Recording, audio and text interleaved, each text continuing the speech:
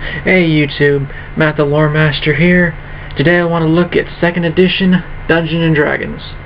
I'm going to give you a brief overview and compare it to the previous editions. I'm doing this because I've seen recently on YouTube people going back and playing older editions and things built to look like older editions. So I just want to throw 2nd Ed D&D's hat in the ring and try to get some play on the nice old system. I think it's a good transition from the newer systems because it does try to cling to role-playing, kind of one of the earlier systems that did that. And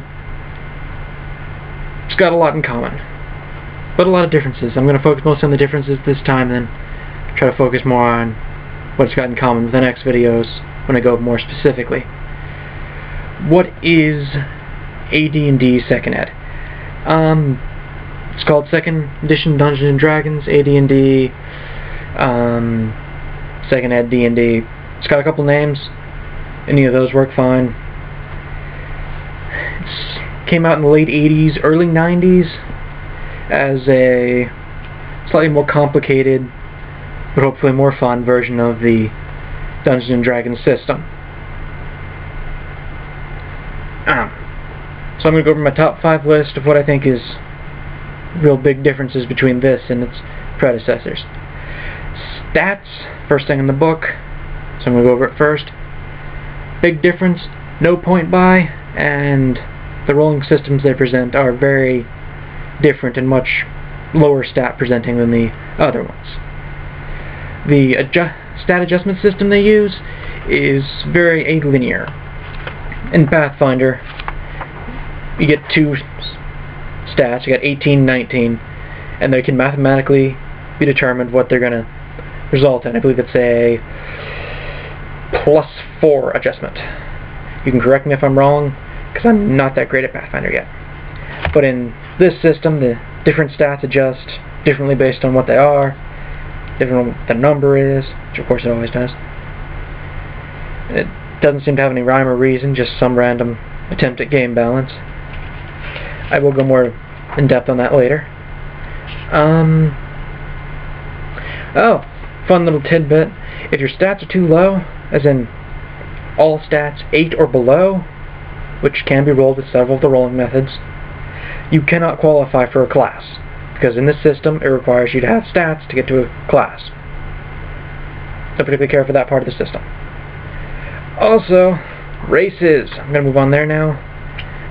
First book only presents you with your basic humans, gnomes, halflings, elves, dwarves, voice distract, dwarves, half-elves. Big difference from Pathfinder. Gnomes are kind of diminutive dwarves. Very much different from the Fey folk of Pathfinder. I haven't chosen this out on which one I like better. I guess I just like them both ways. Still kind of tricksters and funny like that. Much like with stats, your race does have a bearing on what classes you can get. Only humans can be paladins. Dwarves cannot cast arcane magic, but they can be priests or clerics. And gnomes can only cast illusion spells. Well, they can only be illusionists, which is a specialist thing. Magic is broken down differently in this system than Pathfinder. Oh, dual and multiclassing.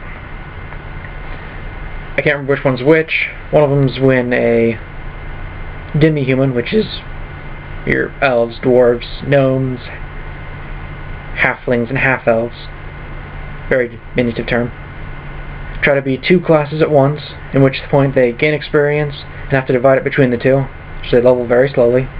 Or in multiclassing, no, dual classing, where humans start as 1 class, level up at least 2 levels, and then switch over. But both systems require that you have higher stats than would naturally be required for the class. Big thing, what almost everyone knows about 2nd Ed, if you know about 2nd Ed, is the word THAC0. Dun dun dun! Okay. THAC0 is an abbreviation meaning 2-hit AC 0.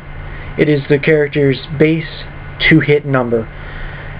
In Pathfinder, you get plus to your attack bonus. In THAC0, you simply adjust your second ed, you adjust your THAC0 per level, which adjusts downward from 20, hopefully descending to lower numbers as you level up. Fighters do this very quickly, priests barely at all. So low THAC0 is good, which is also similar with AC, which is armor class for anyone that doesn't know. Armor class, low is also good. A human's base armor class is 10, someone in plate armor is AC 1. Dragons get negative ACs because they're so hard to hit. Explain that a little bit more. I don't think I have to. Man, I just soliloquied. That's how I was going to explain it. Okay, so say you have a 20 THAC0, you need 20 to hit an AC of 0. You need 19 to hit a 1, 18 to hit a 2, so on and so forth. Typically you have a table scribbled out somewhere to help you with that. I've mostly got it memorized so I can calculate it when I see it, but numbers and me don't always get along. The combat round is very different in 2nd edition. In Pathfinder and 3.5 I know it is 6 seconds, but in 2nd ed it's a whole minute. So they still have the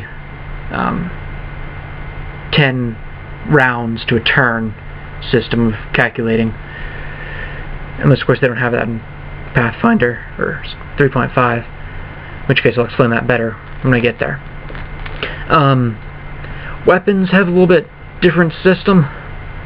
Mostly it's the same, but they have weapon speed in 2nd ed, so you use that to adjust your initiative in combat, which is rolled in a D10, and you want low numbers, so the higher your weapon speed. A greatsword gets a 10 in this adjustment, but a knife gets like a 3. So you want a low weapon speed, and the crit chance / crit adjustment numbers do not exist. Every weapon has a critting on 20, except for large ballistic weapons, which I won't be covering very soon, and yeah, everything always hits with a ×2 bonus. Another big difference is the proficiency system. This is the 2nd ed term for skills. Works very different. You get like 2 or 3, 4 sometimes, to start off with proficiencies in both the non-weapon or weapon capacity. Non-weapon proficiencies work kind of like skills, but instead of putting in a certain number of points each level, you simply purchase a proficiency with 1 proficiency point, and it said you know how to do that, and it adjusts your attacks. Man, I said that way wrong. Adjust your usage of that skill. Some skills, much like in Pathfinder, can be used without training, and you don't have to devote points to them, but it makes it easier if you do have the points. The weapon proficiencies are a very basic system to determine if you can or can't use a weapon. I know in later editions like Pathfinder, you just get all the weapons in a certain group to start off with. But in this system, you get 1 weapon per proficiency, or in later books, you can get a group of weapons for a couple of proficiencies. My last thing I want to go over is saving throws. In Pathfinder, I know you get reflex saves and fortitude saves, and the other kind of save I can't remember the name of right now. It's got something to do with intelligence or wisdom. In this edition, you have 5 different saves. They go up from death all the way down to spell, and they're mostly dealing with magic. Some of them get adjustments for dexterity, some of them get adjustments for this or that, but it's kind of complicated and adjusts a very irregular schedule. I'll probably go over that more when I get to the combat one. Okay, so that's been my basic overview of the 2nd ed system. Hope to go more in depth in later videos. Like so you can find the video, subscribe so you can get more of my ramblings, and yeah, have a great day.